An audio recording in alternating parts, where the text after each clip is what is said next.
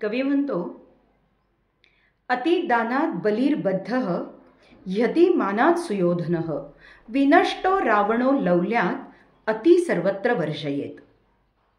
खरंच आहे. अतिरेक मग तो कोणत्याही गोष्टीचा असो, तो टाळलाच पाहिजे हे सांगण्यासाठी प्रस्तुत श्लोकाची रचना केलेली आहे. श्लोकामध्ये कवी म्हणतो, अतिदान केल्यामुळे बळी पाताळात गाडला गेला. अत्यंत मानी स्वभावामुळे दुर्योधन मारला गेला. खूप लोभी अति हाव केल्यामुळे रावणाचा पण विनाश झाला. खरोखर सगळीकडे अतिरेक जरूर टाळावा. रावणाचं, बळीचं आणि दुर्योधनाचं उदाहरण सांगून कवीनं आपण आपल्या जीवनात प्रत्येक गोष्टीचा समतोल कसा साधला पाहिजे हेच सांगण्याचा प्रयत्न केलेला आहे. खरोखर अगदी अनुसरणीय, अनुकरणीय.